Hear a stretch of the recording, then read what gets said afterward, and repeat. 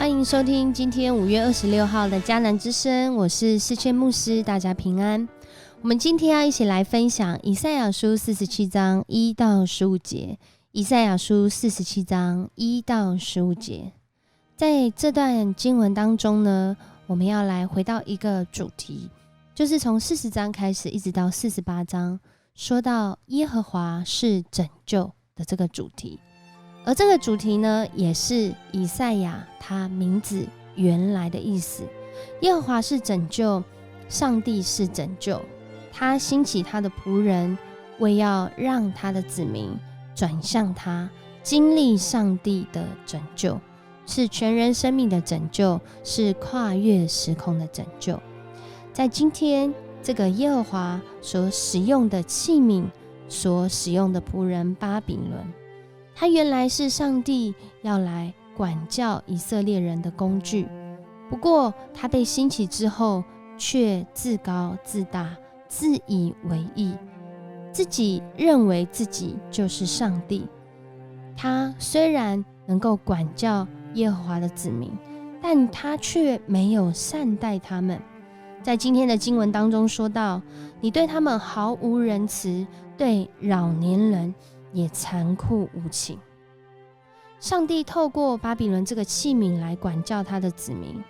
不过却看见了他对这些以色列人民没有怜悯，甚至这个巴比伦呢，他认为自己就像上帝一样伟大，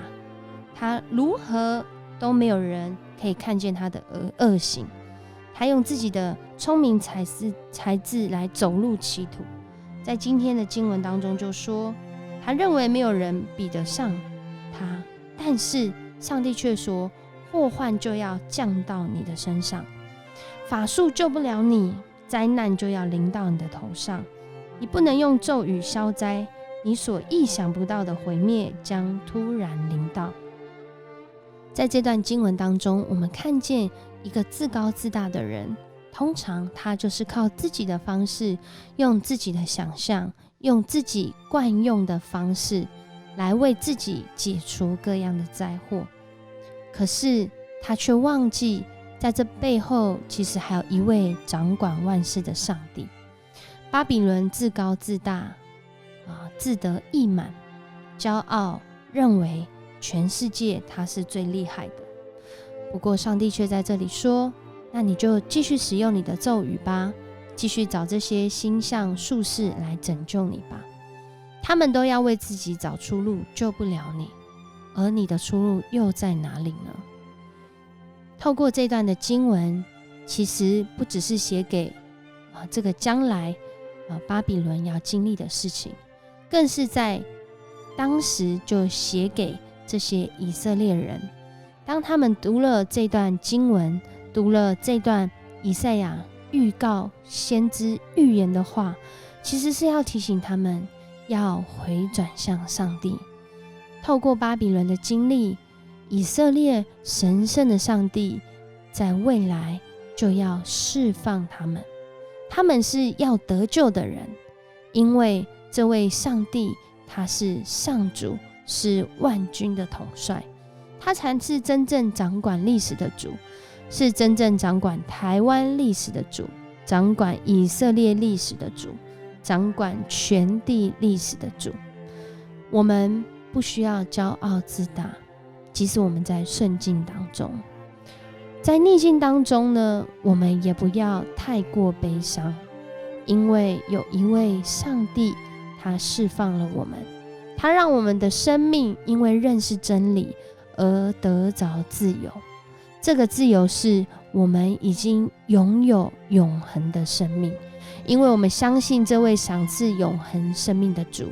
他让我们在现在就能够来享受那未来超越的眼光，就是我们要在这疫情当中得着释放，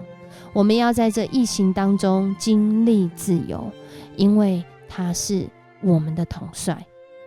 我们需要谦卑来到上帝的面前，没有任何一个国家，没有任何一个势力可以永远长存，只有上帝所兴起、所坚固、所爱、所保抱、所释放、的子民能够永远长存。我们一起来祷告。爱我们的上帝，我们向你献上感谢，你爱我们，你要我们的生命回转向你。主啊，我们真实要承认，很多时候，特别在这个疫情的时候，我们有时候会让恐惧抓住了我们的心，我们会让担忧抓住了我们的心，我们甚至让这些新闻媒体抓住我们的心，甚至捆绑我们的心。主啊，你来了是要叫我们得释放，让我们得自由。主，因为你说你释放了我们，你是我们真正的统帅。主，我们要来依靠你，因为依靠你的人一无所缺。主，恳求你帮助我们，在这个时候更是要来依靠你，谦卑放下自己，将我们的情绪，将我们的恐惧，将我们的担忧全然的摆在你的面前，也要将我们的喜乐，将我们的自由，将我们的盼望摆在你的面前。你是统管我们的主，我们向你献上感恩祷告，奉主耶稣的名求，阿们。